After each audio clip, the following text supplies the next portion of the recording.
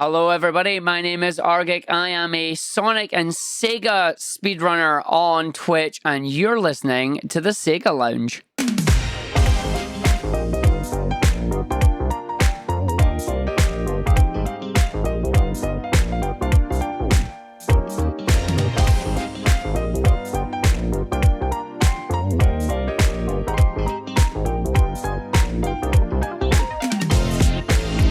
Welcome to the SEGA Lounge, a podcast dedicated to our love for all things SEGA, be it the games, the music, or the community.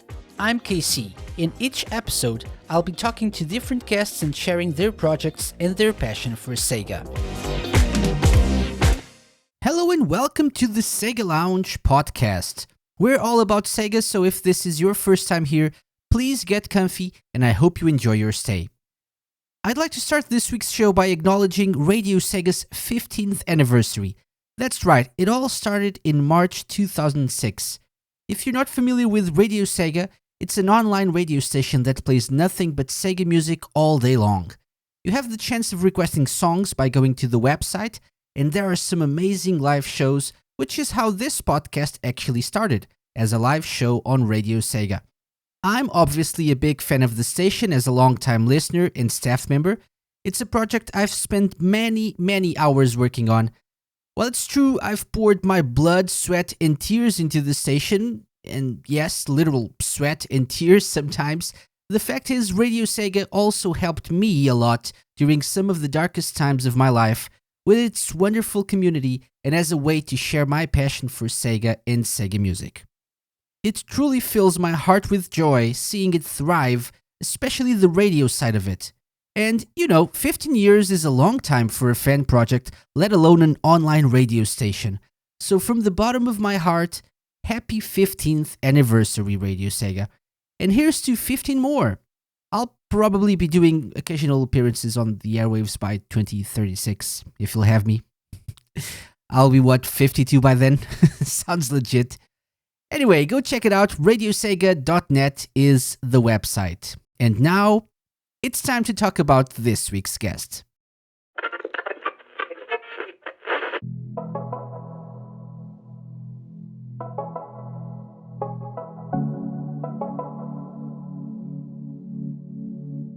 I'm interested in covering as many sides of the SEGA fan community as I can here on the show. One side I think I need to focus a bit more in the future is video creators and streamers. So it's a true honor to welcome one of those content creators to the lounge. This week, I'm joined by the amazing Argick, a Scottish Twitch streamer and Sonic speedrunner who's not only very entertaining but friendly and positive, which are traits I believe make him one of the most engaging streamers in the SEGA community. Stick around as we discuss his beginnings in both the gaming and speedrunning scene and listen to his advice on how to get started if you're interested in doing some speedruns. Hello Argick, welcome to the SEGA Lounge. Hello. How are you? I am good. I'm excited. I'm ready to have a chill evening, just sitting and talking and having fun. Awesome. Welcome to the lounge so you can, sit down, take a seat. We have drinks as well, so feel free to imagine we have drinks. Always stay hydrated. I've always got Iron Brew beside me, so it's fine. Awesome. So you're a very well-known Twitch streamer, speedrunner, and we're gonna get into that, into your career as a streamer and a speedrunner and stuff. But we always like to get to know our guests a little bit better and their background with gaming specifically. So would you like to tell us a little bit about that, how you got into video games, your first systems and games and whatnot? I've always been a fan of video games since I was a young kid. My earliest memory of video games is playing a Sega Mega Drive when I was about 3 years old. It was my mum's Mega Drive. We were living in a flat at the time, so it was not really any areas to go out and play or go to the park or anything like that. So it was a case of I would sit and I would play the Mega Drive with games like Mega Bomberman and Sonic 2 and Micro Machines. And that's how I got started into gaming, and just as as I grew up, I always loved coming home and playing whatever consoles that I had. So it was through the Sega ages, and so we had the Mega Drive, and then I had the Saturn and the Dreamcast, and we played a little bit of N64 and a little bit of PlayStation. Like anytime I would meet up with friends and that, we would start talking about what games we liked playing, and just it's blossomed from there. So from a very young age, it's just I like video games, and it's got me to where I am now. Awesome. And so if people, weren't able to tell already, you're from Scotland, right? I am. I think the accent might give it away. Either some of them might say Maybe. Ireland, some might say Ireland. Yeah. No, I'm from the other Irish country. I'm from Scotland, born and raised here, and that's where I am. Yeah. So I asked this to a different guest the other day. Was the console wars thing a big thing where you grew up and at school and with your friends and stuff? Were you invested in that? That 90s console wars, always a Sega kid. Always. Nah, it wasn't really. Like, it was more, we would always just joke about it rather than take it super serious or anything. Obviously you got the jokes that came out back in the day, like Sega does what Nintendo don't and whatnot. But honestly, we were all just having fun playing games, and whatever one of us had, the other person would try and get the other one, so we could all just share and play together and play different things. Like the best thing I remember doing is like when we would swap games for like a week or two. So it's like, sure, I don't have this game, you take it, and then it's like we just swapped and done it that way. So awesome. So you weren't really that bothered with If you could try Nintendo games or other systems, you would, right? So oh yeah, I'm a gamer through and through on that one. Like even back then, like I would still just want it's like new Nintendo console, sure, let's play it. It's like new Sega console, gimme. But when it came to getting one of my own, like if my parents were like, which console do you want? I would always lean over on the Sega side of things. Like I was definitely a Sega kid growing up. Awesome. That's it. Yeah, because people have different experiences, right? So I remember I'm from Portugal, another European country where Sega was really, really big. Much bigger than Nintendo at the time in the 90s. And I remember being I wanted to experience Nintendo games, but at the same time there was something inside telling me, no, Nintendo is evil. Nintendo is the enemy. So I've always held off on that. Oh yeah, it's still around every now and again. Like it's quite funny. I recently played Super Mario 3D World, and folks were like, "Are you allowed to do that? You play Sonic?" It's like, really? It's 2021. What are you doing? But it's like it's all in good fun. So like that's the main thing. As long as it's in good fun. Awesome, indeed. What would you say were your like biggest games, your favorite games growing up, and those that made you love Sega consoles, those that made you choose Sega over other systems when you had to pick one? Oh, well, Mega Drive is Sonic 3 and Knuckles, hands down. That game is absolutely phenomenal. I love it even to this day. It is such an amazing game and just captures probably like Sonic's best 2D adventure, not including Mania, because Mania is absolutely amazing, and I can't pick between the two of them. But like Sonic 3 Knuckles was there. Other game like Mega Bomberman was such a fun game. That's the game that my mom first introduced me to. It was just a fun little game, run around, try to blow up the blocks and find the exit. It was great fun. And then there's this like Gunstar Heroes is another one. Like Treasure were absolutely amazing back in the day on the older consoles, especially on the Mega Drive. So for Mega Drive, it was, I would say, Gunstar, Sonic 3, and Knuckles. And Mega Bomberman are the three games. Then moving up, we got the Saturn, and that's just Nights into Dreams. Just straight up, Nights into Dreams is the game to get on a Saturn for me. Also Burning Rangers, but Nights takes that easily, takes the top spot. And then we got the Dreamcast, and the Dreamcast was like I have a lot of fond memories of the Dreamcast because But this time was in high school. Obviously, we got Sonic, and we got Sonic Adventure DX. We got Sonic Adventure 2. And Sonic Shuffle, the infamous Sonic Shuffle that nobody wants to talk about because that AI cheats. My God, that AI cheats. But yeah, like I love those games. I remember opening up my Dreamcast one Christmas morning, and I had a small little table with the cube known as the CRT on it at the time, and I would just sit behind the couch where the plug was, just in front of the CRT playing Sonic Adventure, and that was an amazing Christmas. Like, that was just, it was so good. But yeah, like the Dreamcast, just Sonic Adventure, all the Sonic games on that. But then there's also the Power Stone series. And if I didn't mention Power Stone, I know technically Power Stone is not Sega. I think it's Capcom. I think it's Capcom, yeah. But like the Power Stone franchise, oh, it's so good. It's like everybody's like, yeah, Smash Bros, Street Fighter. No, Power Stone is where it's at. And just Power Stone 2, every lunchtime, me and 3 of my friends, we would walk to my house at lunch because I stayed only like a small distance away from high school. So we'd walk home at lunchtime and we'd sit and we'd play like 30 minutes of Power Stone every day, and we just had fun with the tournament, like making our own little tournaments and rule sets and that.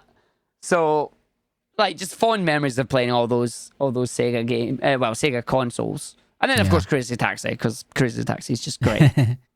It is. Actually, you brought out Power Stone, and that's actually a game that many people... I never played any of the Power Stone games, but it's a series, or maybe, a couple of games that people still bring up to this day, and I'm really surprised Capcom hasn't done anything with that series or franchise. I'm genuinely surprised as well. Like I know they made the Power Stone collection on the PSP of all things. It's like, why the PSP? But it's like, if they could make or remake a Power Stone collection on any of the later consoles and add online multiplayer, it would be absolutely phenomenal. Even if they don't add online multiplayer and they just have it for couch co-op, me and my friends would totally get back to just playing that because it's such a fun game. Yeah, awesome. So that brings a good question to the table.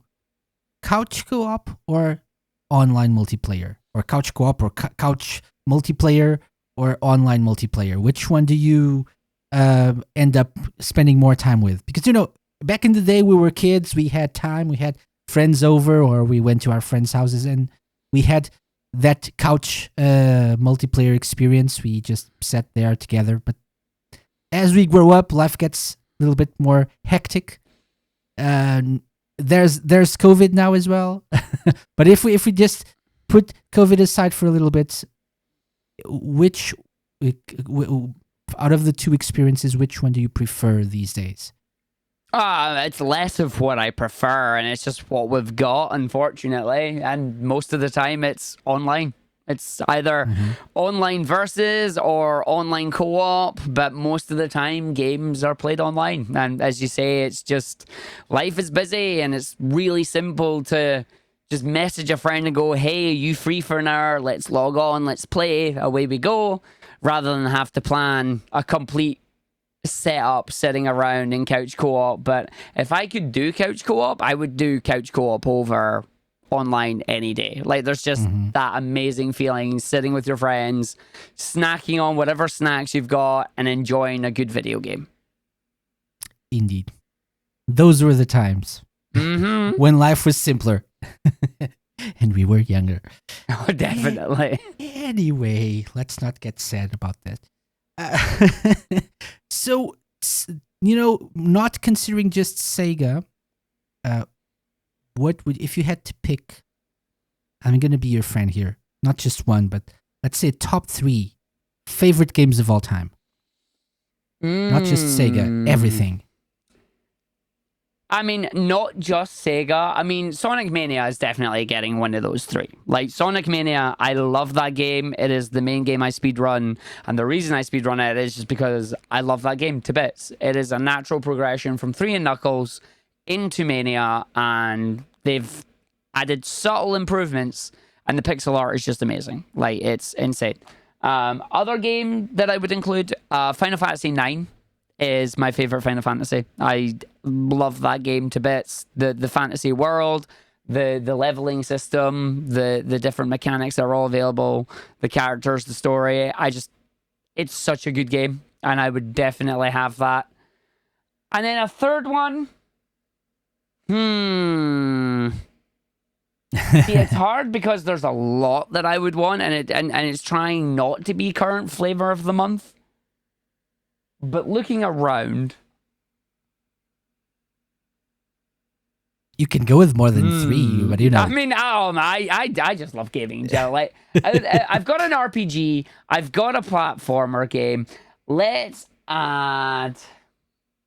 What else can I add? Maybe I genuinely don't know. Sports game? Fighting game? Do you know what? I'm going to go indie game. Okay. And indie game, I'm going to go with Hades. Because I said I wasn't going to go with flavor of the month, but I lied. Hades is just absolutely outstanding. The fact that it has a phenomenal soundtrack, the gameplay itself is addicting.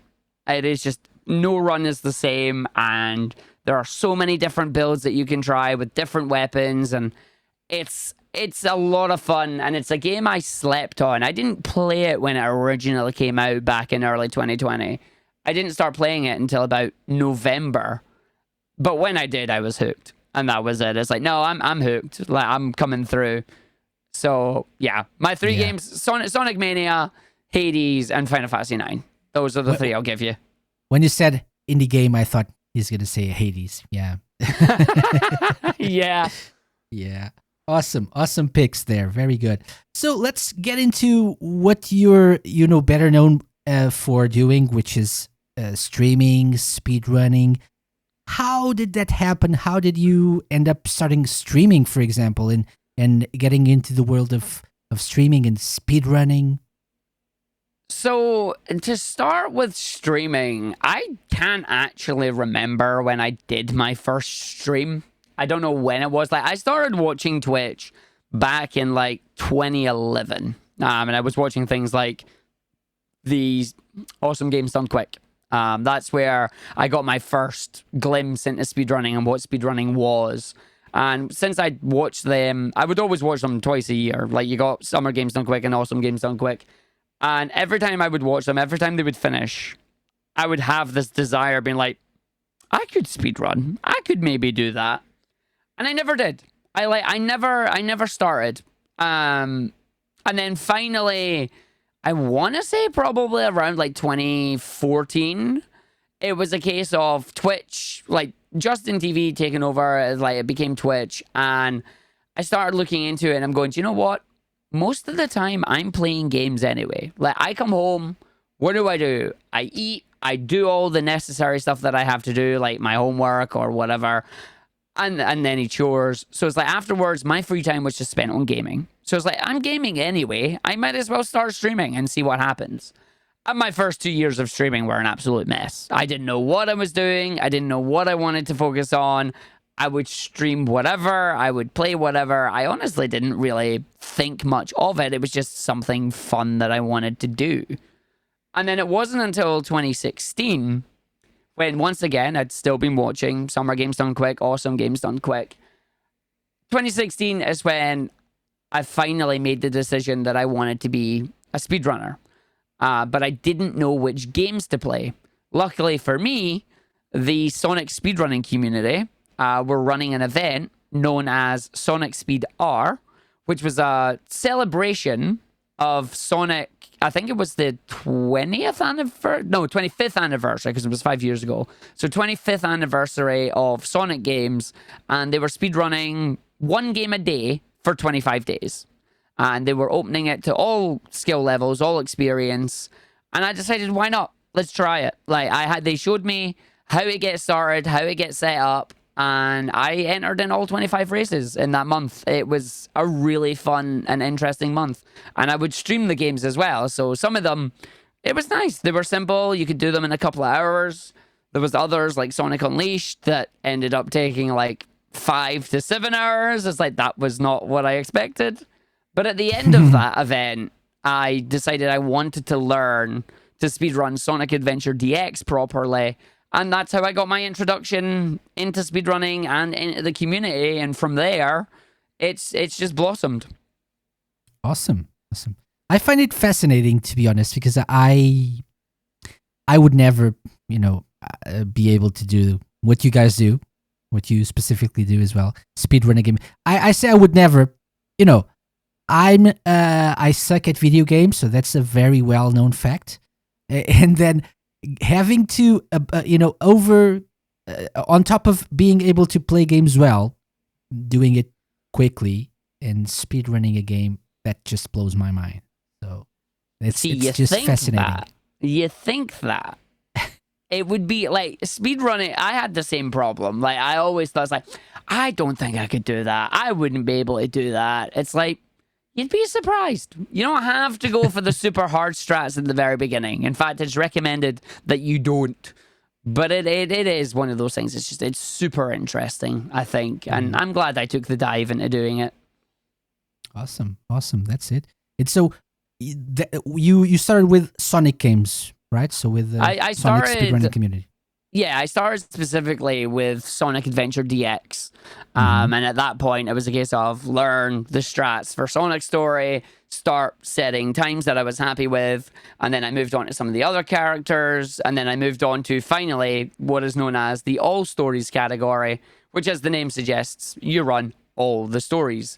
And just as I grew there, it was a case of 2016 went by, 2017 went by, and then in 2018, I started improving on that game, but also learning some of the other games. Like 2017, we had Mania coming out. Mania was going to be a thing where it's like, I actually get to participate in the beginnings of a speedrun. Like, I get to help find some of the strategies, help find the route, and turn the run into what it is today. So I got to live that part of the journey, which was really cool.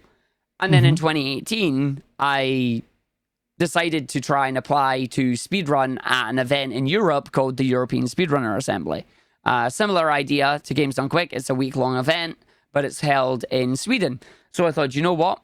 Why not? Let's try it. And I got accepted. They accepted my run. It was the first time that I got to perform in a live event. And it was my first time traveling, like, out to Sweden. So it was a lot of fun. And awesome. From there, that's when people started to realize who I was. And then my channel started to grow. And it was around that time where I decided on my goal for my stream. It's like, I don't want to just focus on one or two games anymore for Sonic. I want to try them all. And my goal right now is to try and set a top 10 speedrun time on every mainline Sonic game that exists. So it's a very long-term goal. It's something that I'll do like in between whatever other things take my fancy. Like, I like my retro games. I like indie games. So I play a bit of them on the side. But if I'm not doing those, I'm probably speedrunning a Sonic game. And in that time as well, like, people started to realize who I was. I submitted to more events, be them online events or if they're in-person events. And I started to get my name out there, and then started to get my own commentary style as well, and found a love for commentating and talking, as you might hear now, because I haven't shut up for a while. Oh, I'm not complaining. I don't think anyone is. But yeah, but let's just go back a little bit. You said you had to submit your run, right? So how does that work? So if you want to be part of an event like you mentioned, the European Speedrunner Assembly, how does that work? Do you have to send them to record yourself running a game? And then what kind of criteria is it used to select some people and maybe reject others?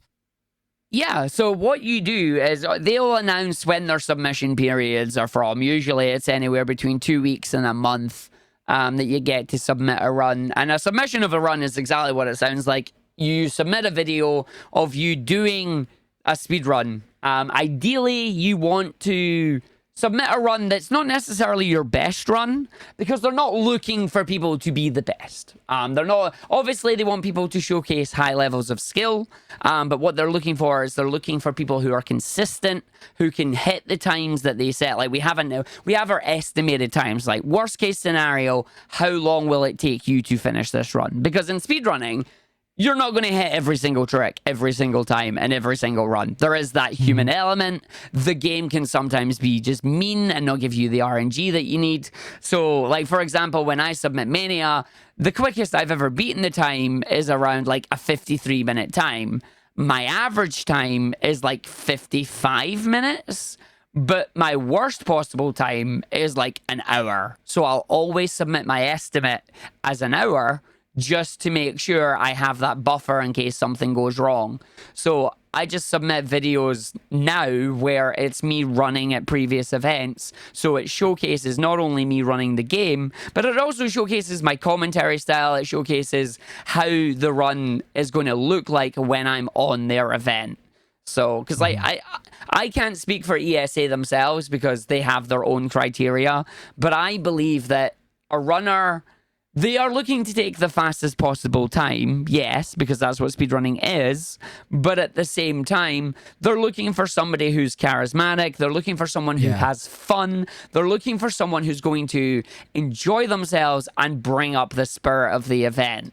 And entertain viewers as well. Exactly, right? yeah. Like it is, the whole point of these events is to entertain people, but also raise money for charity. Like most of these events, we're raising money for charity, so we do that by providing this entertainment for people.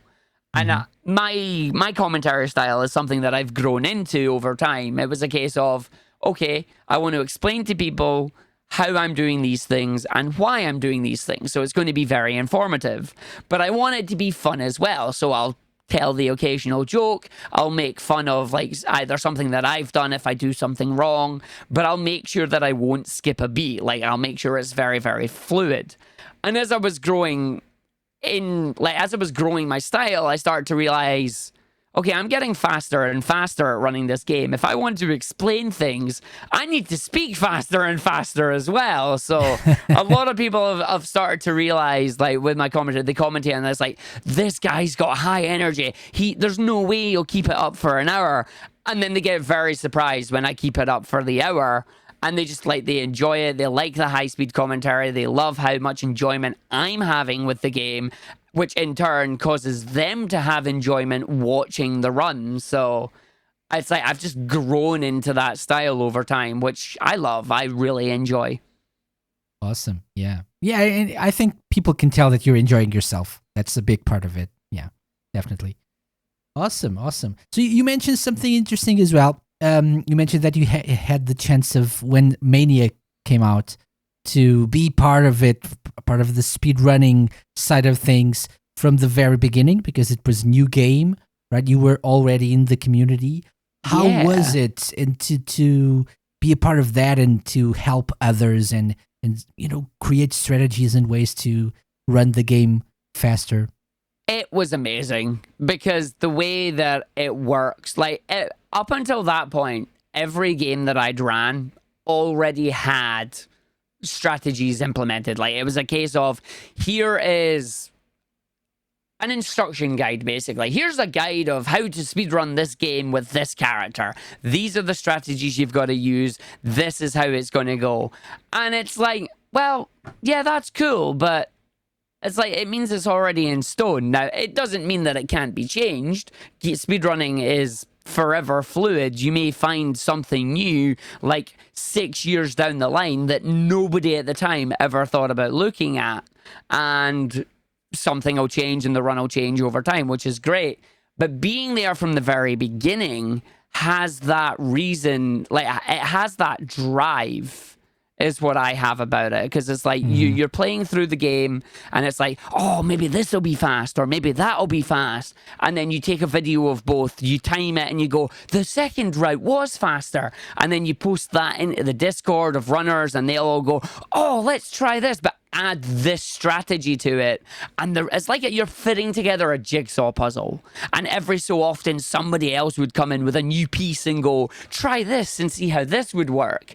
And it was just amazing going through all the different characters, because every character had their own different style of gameplay, which meant they had their own techniques.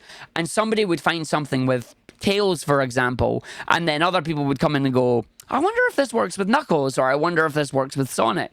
And then they would try it out, and it did. And then we just got to build that run up, and being there from the very beginning, it was just such an amazing feeling. And I would recommend it to anybody. Like, if you are a speedrunner and there is a new game coming out that you think, I'm going to enjoy this, or like you play it casually and you go, I enjoyed this, I want to speedrun it, routing the game from its release or like a week after its release is such an amazing feeling. Like, there's nothing like it, I don't think. It's one of those things that not many people in the speedrunning community will get to experience, especially in a series that they enjoy.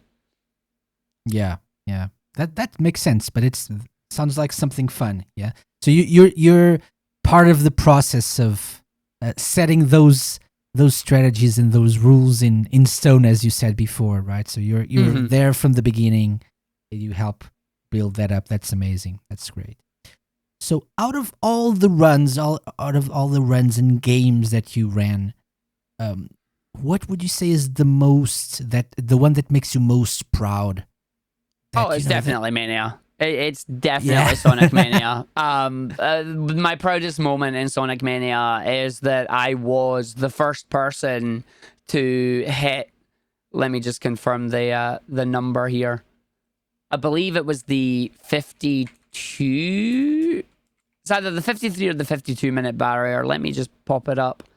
Sonic and Tails, good ending. Sonic and Tails, good ending? Yeah. 52:48? 52:48, yeah. I was the first person at the time to break the sub 53-minute barrier. And then obviously you see it now. Mike Mino and Rafflemere have both came up and went, yo, Arg, we beat you. It's like, no. But that's the joy. That's the joys of speedrunning. Like, when one person is up there, other people will come and join you. They will challenge you. They will beat your times. And then it's up to you if you want to challenge them back. Like, it's got that very nice competitive aspect to it where it's not all about world records. Like, that's the one thing I want people to understand. It is not about getting world records. First and foremost, speedrunning is about your enjoyment of the video game. If you're not enjoying it, why are you doing it? But if you are enjoying it, you can push yourself higher and higher and higher. Like, we tend to go with different minute barriers. Like, first it was a sub-hour, then it was a 55-minute time we were aiming for, then it was 54, then it was 53. Now we're aiming for the 52s, and then Rafflemere came out and went, here's a 51. And it was nuts just seeing people improve the runs over time like that. And that's what I really enjoyed about it. But Sonic, proudest run is definitely that. Like, getting that first sub 53-minute time was such an amazing moment, because I'd been grinding, doing attempts over and over and over again for about 5 months solid, and then having that payoff come out was just legendary. Yeah, awesome stuff. Awesome. So we're going to take a quick break now. Not just now, in a few seconds, but first, I wanted to ask you a question. So, are you familiar with Argick? Am I familiar with Argick? So, I was doing some research. I'm a professional here at this podcast, so I did some research. And when I Googled your name, I ended up finding a company called Argick, where they apparently provide augmented and virtual reality solutions. So, would that be something that you would be interested in taking part of? Maybe a sponsorship or something. Sponsor me, Argick. Let's share names. I genuinely didn't know that they existed. No, I can tell you. I can tell you where my name came from once we come back, if you'd like. Okay, let's do that. So let's take a quick break, and we'll be right back with more with Argick.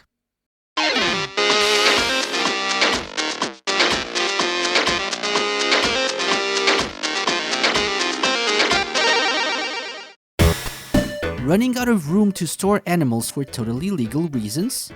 got nowhere to put them before you turn them into robots because you care about them and want them to be able to fend off predators, which is why you're giving them robotic armor and guns? Yeah, let's go with that. The solution you're looking for is finally here. Dr. Eggman's Animal Capsules. Created by world-renowned genius scientist Dr. Ivo Robotnik, also known as Dr. Eggman, these metal containers are perfect for your animal storing needs. They are resistant to the elements, impermeable to most kinds of damage, and, on top of it all, they look great in their grey tones with the yellow and black stripes. Dr. Eggman's Animal Capsules even come with a conveniently placed switch in case you ever need to open them. And because we care, some of our models even include windows for the little critters to have a nice view of your lair or lab. For all your legitimate animal-related practices, Dr. Eggman's Animal Capsules. At least they're not dead. Yet. Warning, Dr. Eggman's Animal Capsules are not impermeable to hedgehog, fox, echidna, armadillo, or squirrel damage. Please guard the upper switch of the capsules to prevent the animals inside to escape.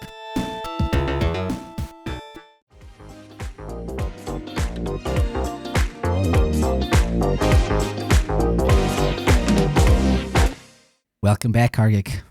Welcome. Hello. Ooh. So when we took that break, you were going to tell me how or where that name came from. Yeah, so back in my high school days, I played an MMO called EVE Online, and my character's name on there was JK Collector, which is just my initials with the word Collector tied on at the end of it. And then I EVE Online basically became a second job, and I was like, okay, no, I quit. And my friend went to me, it's like, yo, you like MMOs, you should come and join us in Lord of the Rings Online. I was like, yeah, sure, why not? And I rolled a character on there. He was an Urukai war leader, so he was one of the evil people, one of the bad people. And I needed a name for it. And I'm terrible with names. Like, you should name this. No, don't let me name anything. I can't name anything. And it was a case of, like, what do I want to name my character? And I gave you naming suggestions, and it's like, none of these naming suggestions are good. Like, I don't like any of these.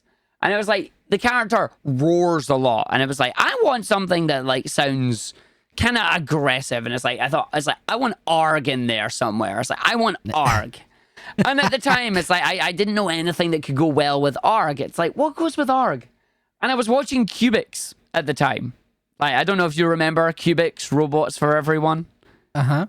And like, I was watching that, and it was just like, it's like, Argix. And it's like, I messaged my friend, it's like, what about Argix for a name? Because you can't start the game until you have a name. And my friend was getting annoyed at me. It's like, go and just hurry up and find a name. And it's like, what about Argix? And they were like, Argix doesn't... I was like, what about Argick? And then that was it. And then Argick was born, and I've stuck with it ever since. Instead of Argix like Cubics? It's Argick instead of Argix. Okay. Yeah. Argick. So we took the S off it. So it has that stop to it, you know. It's like, Okay. It helps that aggressiveness come out. It's like, Argick. And then that was it. Argick, yes. Awesome. And then that was it. I stuck with it then.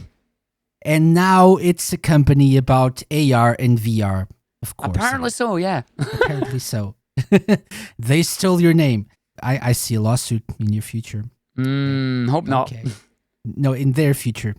Anyway, Argick. It's a tradition here at the Sega Lounge to do a little game with our guests, with our amazing guests. Yeah. I like games. Ooh, you say that, but you don't know what's coming. So, it's time for something I like to call the Sega Lounge Challenge. Now that you know our guests, it's time to put them to the test. It's the moment we've waited for, and the moment they dread. Welcome to your doom. I mean, welcome to the Sega Lounge Challenge.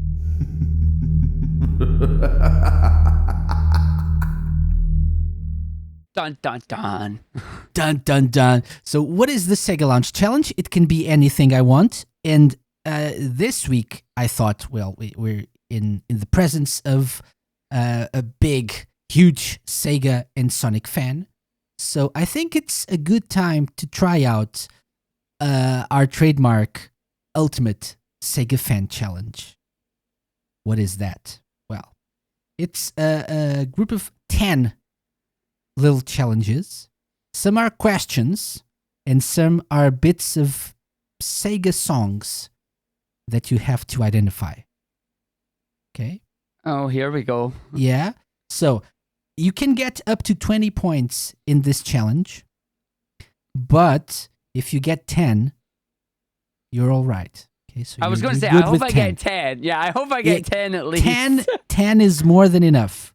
How can you get 20 points? Well, because when it comes to questions, to trivia questions about Sega games, you can pick between easy questions and hard questions. So an easy question, a correct answer to an easy question gets you 1 point. A correct answer to a hard question gets you 2 points. So, that's how you can get 20 points. And we'll start from there. Number 1 is a question. So it's your pick. Hard or easy or hard. Well, we'll start off hard. Let's see what happens. Every time. People do that every single time. And then they regret it. Okay. So hard question. Hard question. So we're going to go with some Sega, some Sonic. We have a little bit of everything here. So you're a big Sega fan, so that would be no problem. Hard question for 2 points. Argick. Are you familiar with Streets of Rage? I am. Okay. Streets of Rage 3. Okay. The question is, known as Roo in the Western version of the game, what is the name of the kangaroo you can fight and unlock in the Japanese version of Streets of Rage 3? Oh, no. So it's Roo the kangaroo in the West. See, unfortunately, I am in the West, so I don't actually know the Japanese name, unfortunately. Any guesses? Anything that would sound like the name of a Japanese kangaroo or something? I do not know Japanese, unfortunately, so I can't even guess a name. No. Nothing at all? No. No. I mean, what would be? It doesn't have to be Japanese. Like, what would the Japanese call a kangaroo in a street brawler game in the 90s? a kangaroo in a street brawler game. I legitimately don't know. What would we call a kangaroo? Like, punchy? It punches? There you go. Punchy? Maybe. So is that your final answer? That's my final answer. Your final answer is punchy. I will tell you that the name ends with a Y. But it's not punchy, unfortunately. Oh, the shock. It's Victy. So Victy. Victy. I would never have guessed that. Yeah, I don't know why, but that's the real name, or the Japanese name of Roo the kangaroo.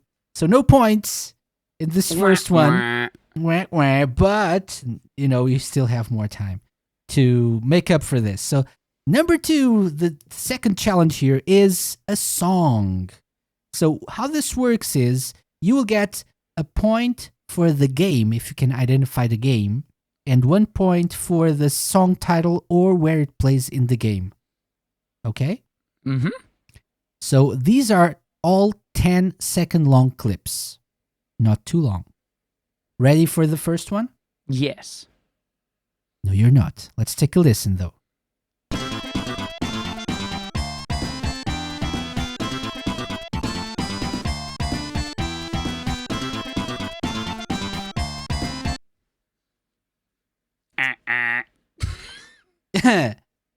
That's Sonic 3 competition mode. I want to say it's Azure Lake.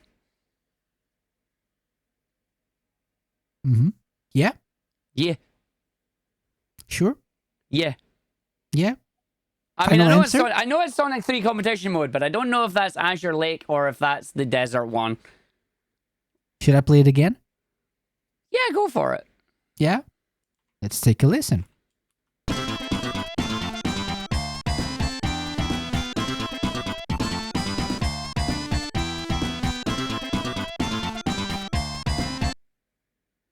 Ooh. See, I know it's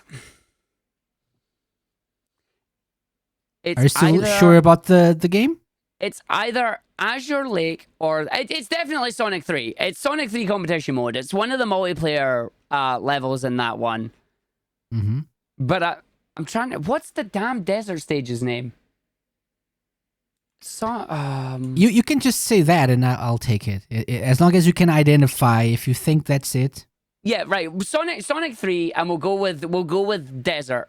I should know its name, and I don't. It's So maybe Desert Palace. Maybe. yeah. Okay. Yeah. Desert Palace. Yes. Yeah. Sonic 3, Desert Palace. So not Azure Lake. No. No. No. For sure. Yes. Final answer. Yes. Yes.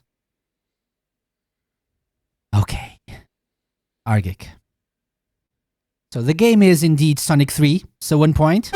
As for the track, it is one of the competition mode levels, stages. It's not Endless Mine. No. It's And it's not not Chrome Balloon Gadget. Park. It's not Chrome Gadget. It's not Balloon Park. It's not, unfortunately, Azure Lake. So it's Desert Palace, Yay! indeed. 1 point. So Woohoo! 2 points. Well done. Well done. Good job. It was nice. Good. I good. dodged the Good. bullet there. Yeah. I dodged the bullet on that one. Indeed. Okay. So 2 points so far. We only need 8 more. Let's go with question number 3. So again, easy or hard question? Go with easy this time. Go with easy this time. Okay. So for easy question, in the original Sonic the Hedgehog for the Mega Drive, ever played that game? Yes. Little unknown game? Yeah. Little get yeah. Yeah. What is the code you need to input in the title screen to unlock level select? Well, we have to use this a lot, especially when we do races of the game and we need to get all the emblems and we lose emeralds and we lose. On the title screen, up, down, left, right, and then you should hear a ring sound. If you do it right, press and hold the A button and press start. So let me see if I got this correctly. So up, down, left, right. You Mm-hmm. hear the ring sound and A plus start. Mm-hmm. That's your final answer. No doubt about it. That's my final answer. We have to use that for speedrun races when somebody games over because that game is hard with its lives. And that's indeed the correct answer. Of course. This was an easy one. Good job. 1 point. So Woo! 3 so far. Ooh, getting there. Okay. Number 4. Challenge number 4 is another song. Ready? Mm-hmm. Okay. So remember, 1 point for game, 1 point for where it plays in the game or stage or track title, whatever. Let's take a listen.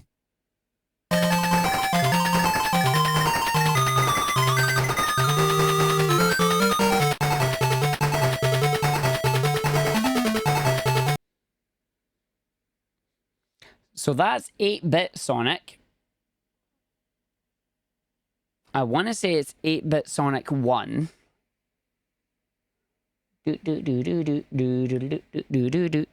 I know the song, but which level does it play in? That's exactly what I wanted to tell me. Yeah, no, it is. It is.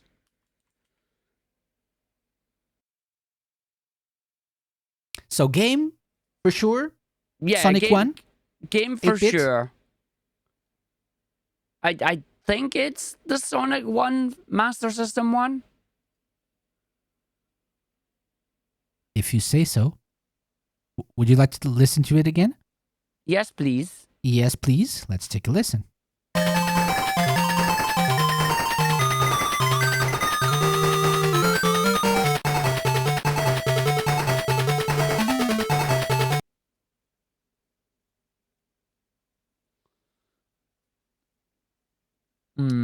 So,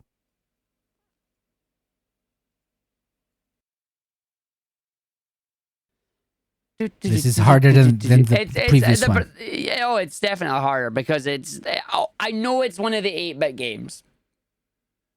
Okay. It's 1, 2, or Triple Trouble. I can confirm. It's one of the 8-bit games.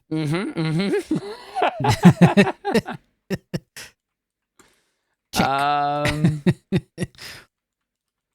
So, game and stage, whatever. When it plays.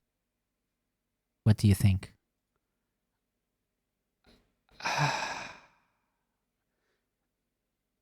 So I think it's too catchy to be the first one. I know I said Sonic 1, but I think it's too catchy to be the first one. Plus, the first one's actually Green Hell, and it's not Green Hell, so that's actually me talking about my butt there. So... I'm going to go with Triple Trouble. Mm-hmm. And the level name... What's the first level's name in that game? You tell me. I can't. You can just tell me. You can just tell me the which level, which zone. Oh, level 1, zone 1 is what I would level select. 1, zone 1. Okay. So that's your final answer then. If I know if I say it's not Meta Jungle Era, but I have to say Jungle Era because now anybody that listens to this who's in my chat will tell me off because they don't like me saying the word Jungle Era. No, I love that name. I love Jungle Era. It's such a funny name. Jungle Era. And they're like, everyone's like, Arg, shut up. No. Yeah, I'm going to go with Triple Trouble level 1. And I can't remember level 1's name, so all the Sonic fans would be like, boo. Or maybe not. So out of all the 8-bit Sonics that we've established, this is from an 8-bit Sonic already. So Sonic 1, 2, Sonic Chaos, Sonic Triple Trouble. I'm going Triple Trouble. It's one of the later ones. Tails Adventure, Sonic Labyrinth. It's not Tails Adventure. I know that for sure. Tails Sky played Patrol. that game. Have you played Tails Sky Patrol? I've played Sky Patrol and Tails Adventure. Last September, I did a special event called the Sonic Super Play, where I played through 56 Sonic games in a month, and it included all those games. I missed Sky Patrol then. I thought you didn't play that. Ooh. I did play Sky Patrol. Okay, I'm sorry. But okay, Sky Patrol. It's a thing. It's a game, they say. Okay. I prefer it over Adventure. I really do. Really? Okay. Yes. That's an interesting take. But what about that song? Okay, I'll put you out of your misery. This is indeed from Sonic Triple Trouble. Yay! So 1 point. 1 point. It is. You saved it there. And it's the zone name is Great Turquoise. But which is is Zone 1? That's the question, isn't it? That's the question. It is. Yes. Yay! Good job. So that's 2 more points. So that means 5 points so far. Well done. Awesome. Good job. Good job. So only 6 more challenges to go. So let's go with number 5, which is another question. So easy or hard? Play it safe. Go easy. Go easy. Okay. So this time we're going to go with an easy question. Okay. I always have to get Shenmue in here somehow. Oh. Are you familiar with Shenmue? I know it was a game on the Dreamcast, but that's about it. Shame. Okay, so my Shenmue question of the week is: in the original Shenmue game, there's a character called Nozomi. She's a young girl. And she helps her grandmother run what kind of shop? I don't know because I don't play Shenmue. What do you think? Think about Nozomi. She's a very sweet girl. That speaks like this. Ryo. So, what kind of business would she help her grandmother with? I mean, I want to say a fruit stall. Mm-hmm. I literally am guessing. Could be. She's sweet like fruit. Final answer? It is my final answer. Again, Final I'm answer. sorry to all Shenmue fans. I have not played the game. You are not forgiven. I You know. have to do it. Your answer, fruit shop, is incorrect. But close, but close. It was a flower shop. Flower shop. Yes. Oh, So- flower. Flower shop. So close, but no. So no points for you this time. 5 still, with 5 more challenges to go. Which means it's time for another song. Yay. Yay. The music round. Yes. Let's take a listen. Oh, yes.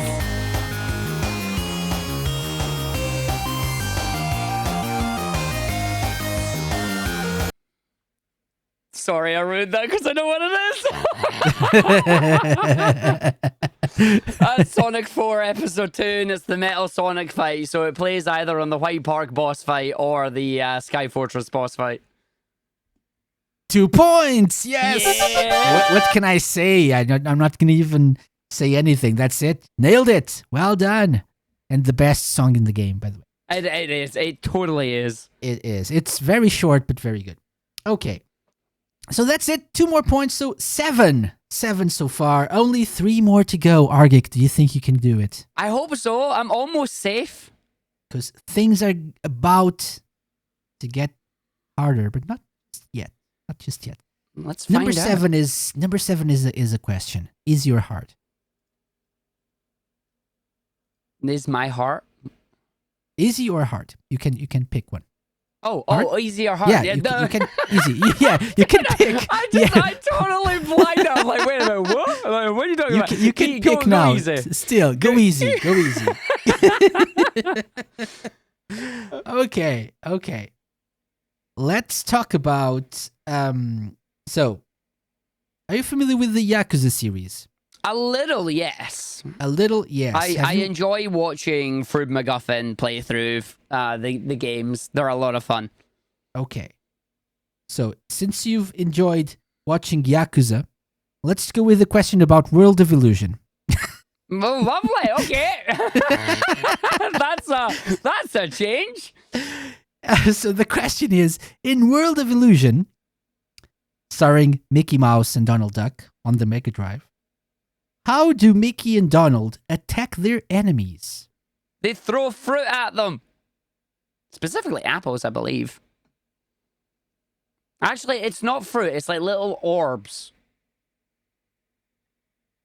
Mm-hmm. So I mean, Mickey, they are. I don't know what they are. Like it's orbs, but like they could be apples because like you pick them up in bags. Mm-hmm. So in World of Illusion, have you played World of Illusion? I've played Castle of Illusion. Okay. Starring Mickey, right? Yeah. World of Illusion is a different game because you have Mickey and Donald. So you have the two of So them. am I maybe getting my games mixed up then? Is it the same thing as Castle of Illusion? I don't. I don't know. I'm just stating facts. I'm not trying to influence your answer in any way. I'm just trying to make sure that you know. I mean, you're yeah, saying. you are hinting that I am incorrect, but I'm now trying to wonder how on earth they would I- attack in I- that game. I'm really not. If you knew me, you would know that I'm not hinting at anything. You could be correct, and I'm trying to mislead you. Mm-hmm. Could be. So, World of Illusion, starring Mickey Mouse and Donald Duck. It's part of the Illusion series, like Castle of Illusion, for example. Yeah. And they attack enemies doing something. Your answer was I mean, I'm sticking throwing with orbs, the orbs, right? Yeah. Yeah. Are you sticking with that final I'm answer? sticking with that. Yeah. Okay. But that might be Castle of Illusion. So in Castle of Illusion, you throw apples. Hmm. If I'm not mistaken, you You collect throw apples and you throw. a circular shaped object. Yeah. Yeah, they're apples for sure. So is it the same in World of Illusion? You say yes. Right? Yes. Final answer. Yes. It's locked in. Dun-dun-dun. So Argick. World of Illusion. In World of Illusion, Mickey and Donald are like magicians. Okay. So they are in, as the game title says, a world of illusion. And they attack enemies not by throwing anything at them, but by using their capes. Their magic capes. I need to go back and play that game then. Yes, you should. It's an amazing co-op experience. It's great for couch co-op, by the way. Very good. So no points for you. And that means you have 3 more questions to go, or 3 challenges to get 3 more points. So you know what comes next, right? Song. Yes, yes. But like it's these. the last one. It's the last one. Aw. So it's gotta be harder. And it's in reverse. Oh, okay. This will be interesting. It will be interesting. I think it's easy, but let's take a listen to a 10-second long clip in reverse of a song that you probably know very well. Let's take a listen.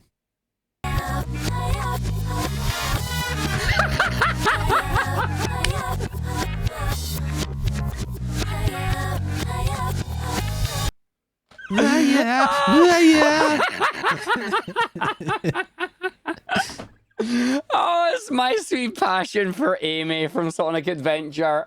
I never thought I'd ever hear that in reverse.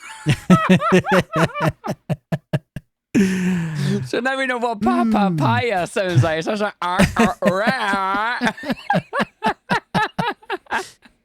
And you are correct. 2 points. Of Oh, course. that's Let's take a amazing. listen to that the proper way. Good job.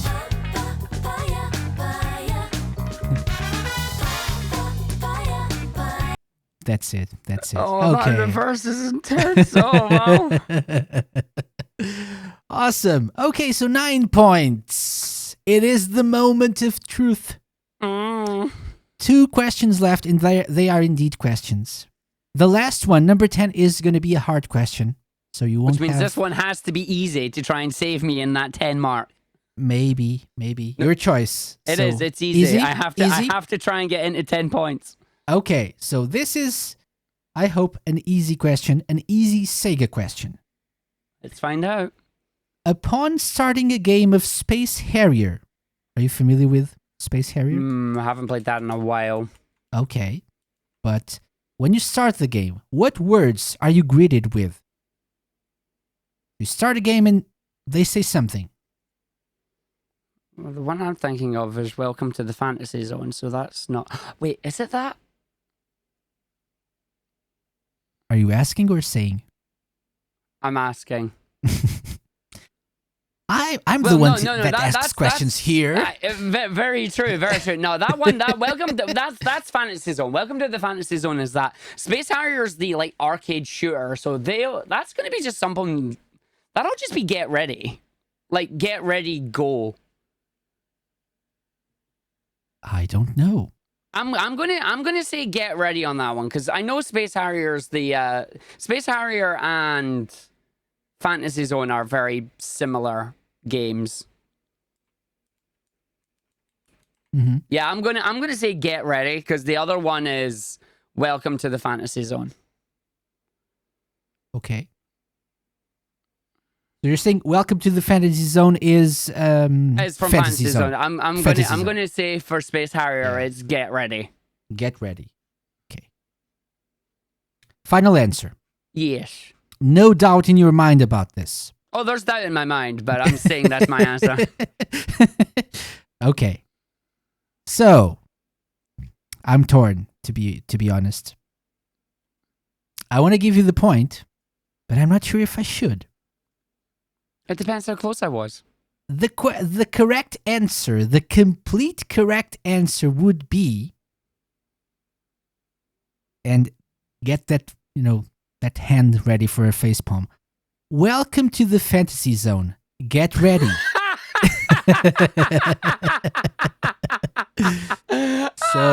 That's a face spam and a half. No, I got. You get the point. That. You get the point. Yes, well done.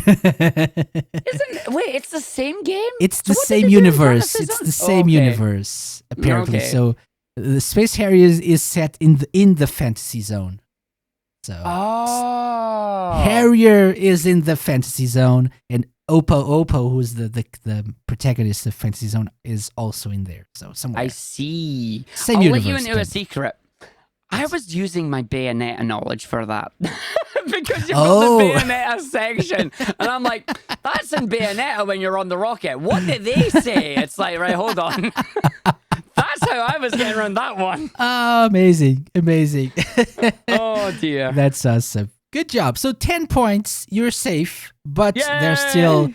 still the final question. We got to get the hard question. You Come got on, the Art. yeah. The final question, hard question, is a Sonic question. Oh, here we go. So, are you familiar with Sonic 2? Yes. Yes, of course you are. So, in Sonic 2, on the Mega Drive, Mm-hmm. you have to play some tracks in the sound test to unlock edit or debug mode. What songs are they? For Which debug songs do you mode. have to play for debug mode? Now, The Are numbers you- of the songs. are you meaning specifically for debug mode or for Specifically level for select? debug mode. Specifically for debug mode. After level select. So after level select, oh,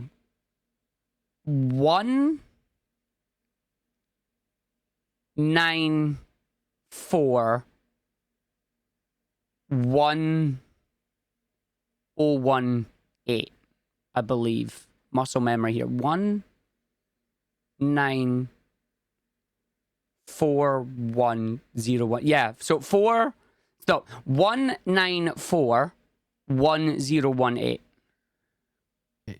194 1018 is Mhm. your answer. Mm-hmm. Why? Because you remember, or Muscle memory of typing it in, just like going to levels, hitting the buttons. do you actually usually enter debug mode for some reason? Well, During usually runs? when we're speedrunning it, we like to just like play around in the stages, and instead of us having to like constantly restart and do things, we just use debug mode to get to places for it. Okay. It also lets us like level select debug mode also lets us frame advance as well. Mm-hmm. So we can use that to when we're practicing and stuff. Okay. So before I ask you if this is your final answer, I'm gonna give you a hint. Okay. The numbers, the tracks that you play are the release date of Sonic 2.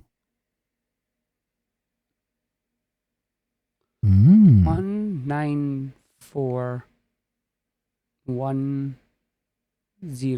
I'm a number missing. Which means 19941018. So you would say that I missed the number in the year. So 1994. so 1994 instead of 194, 1994. So Yeah. the 18th of January 1994. 1994. So you're saying Sonic 2 was released on the 18th of January 1994. Mm-hmm. Final answer? Mm-hmm. It's locked in, right? So Yes. 1994, Yes. 0118. Okay. The release date of Sonic 2 worldwide was it is known as Sonic Tuesday, mm-hmm. right? Because it was a Tuesday, they named it Sonic Tuesday. Mm-hmm. The 18th of January 1994 was a Tuesday, Was it the Tuesday? which is amazing because Sonic 2 was released a little bit earlier than that, on the 24th of November 1992, actually, which was the Sonic Tuesday. So the answer was 19921124. Those are the songs for debug mode So no points, but that was a valiant effort, and kudos for getting a Tuesday. I mean, that's entirely lucky, that is. I know.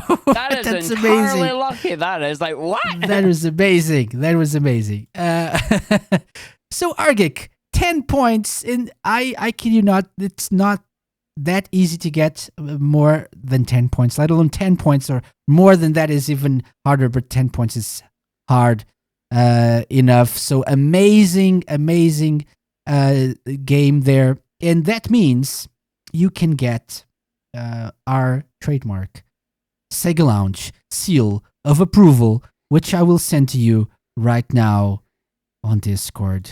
There we go. You are the proud owner of a seal of approval. I am going to display that. It's a seal. Yes. I'm so glad it's a seal. It is a seal of approval. It is a legitimate seal, and I love it. Exactly. Oh, Well done. So good. But good game, Argick. Very good. Thank you very much. I like your song questions. Those are a lot of fun. I like guessing the songs. Yeah. Okay. So before we go, we've been talking about your run as a streamer, as a speedrunner. So how can people find you, and how can people get in touch as well if they want tips for speedrunning and stuff? Well, to start out with speedrunning, the best thing you can do is decide on a game that you want to play and then go to speedrun.com for that game and find the Discord server that they'll have linked under the resources. Jump into the Discord server for the game, introduce yourself saying that you want to learn speedrunning the game, and the community will come and help you. And it'll be great. For Sonic specifically, we do have the Sonic Speedrunning Discord. You have links to all the different games in there. Some of the bigger games like SA2, SADX, and Sonic 06 will all have their own Discords, but you can get links to them from the central hub. And and if you want to find me, you can find me over at twitch.tv/Argick. I stream 5 days a week. I stream on a Saturday, Sunday, Monday, Tuesday, and Wednesday. You can also find me on YouTube. Same place, YouTube/Argick. You can find me there. I upload videos 3 days a week. And also on Twitter at JKArgick. You can find me there. I'm posting all sorts of video game nonsense, where it's the latest games, or it's my speedrun stuff, or it's whatever silly shenanigans has happened and I've clipped it and people are like, that was silly, and they've clipped it for me. So yeah, you can find me in all those places. I like to have fun playing video games. If you come in, say hi. I do run a family-friendly stream, so if you watch with little ones, you are safe to bring them with you. We keep it family-friendly. We keep it fun. We are, after all, playing Sonic games and indie games, so we keep it open for everybody. Awesome. And links for all that will be in the description as well of the show, so check out the show notes for easy access to all of those. Before we go, Argick, a couple of questions. So you're a big Sonic fan. Mm-hmm. What are you expecting from 2021 when it comes to Sonic games? Or Sonic in general? Expecting nothing, because it'll be ready when it's ready. Too many people like to jump on the hype and put undue pressure on devs and whatnot. So it'll be ready when it's ready. What am I hoping for? I'm hoping for a brand new 3D game. I'm hoping for a 3D game that is a big hit like Sonic Mania was for the 2D fans. I honestly hope that Sega have listened to some feedback with Forces and have decided that modern Sonic needs his own game with no classic Sonic, no 2D shenanigans. Give him a good 3D adventure like we had back in Sonic Adventure 2 Unleashed 06. I'm hoping for something similar for that. Obviously, we don't know how COVID has impacted anything, so we may not get it this year, but hopefully we will get a game and it will be fun and people will love it. That's what I'm hoping for. Excellent. At least some news, right? So I mean, any news is good news, yeah, but at the same time, I don't want them to rush it, so... Oh, for sure, yeah. We all know how that goes. Yeah. Exactly. Yeah, we don't want a repeat of past mistakes. Yeah. Okay, that's a good answer. I agree. Now, our last question is always the same. I ask this of all of my guests. Are you familiar with the concept of blast processing? Oh, yes. Yeah. So, especially in the US, Sega said that the Genesis had blast processing, so it was more powerful, faster than the competition. So, if you could add blast processing to anything in the world, what would it be and why? If I could add blast processing to make something faster, it would be queues. I live in the UK. We are known for queuing. If I could make queues faster, it would be so much. Like, we would save so much time if we didn't have to queue as much for things. That's an amazing answer. So queuing with blast processing would be Speed amazing. up those queues. Awesome answer. Okay, very good. So Argick, that's it. Thank you very much for coming on the show. All the best for your future endeavors. I hope you get top 10 on all Sonic games. Eventually when you decide to tackle all those games. You're top 10 in Sonic Mania, right? Oh yes. Right now? Oh yes. I'm top 10 in a few games right now. In a It's few going to games? be a slow journey, but it's going to be a fun one. And that's what my stream is based around. Based around getting those top 10 times, playing a little bit of indie games, playing a little bit of retro games as well. So we will see. Hopefully I'll be there. Again, it's been a pleasure. Thank you for inviting me to the Sega Lounge here. It's been amazingly good fun. Thank you very much for coming. And, anytime you want to come back and talk about Sonic and Sega, feel free to. You're more than welcome. Thank you. Thank you very much.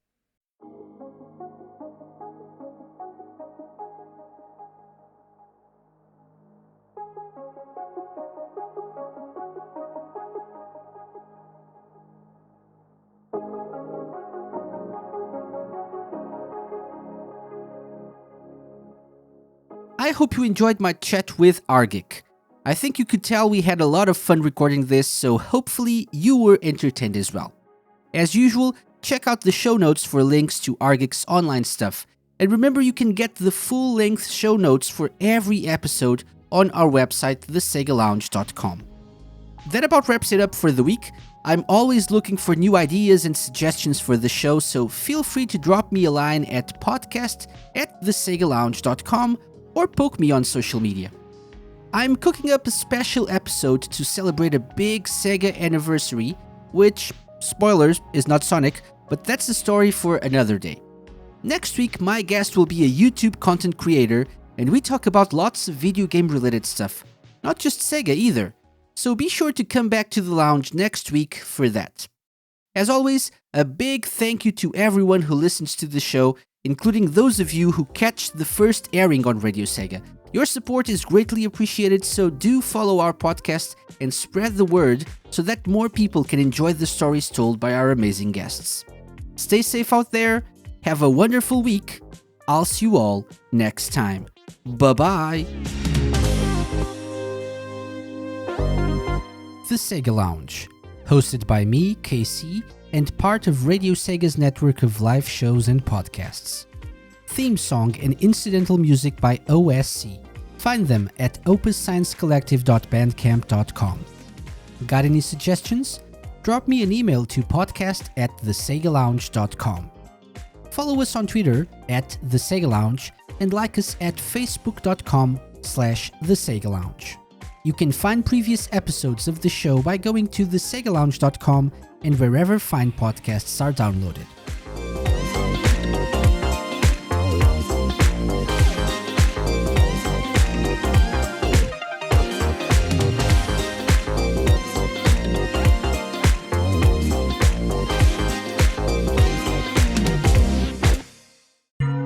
A Mixed On Productions podcast.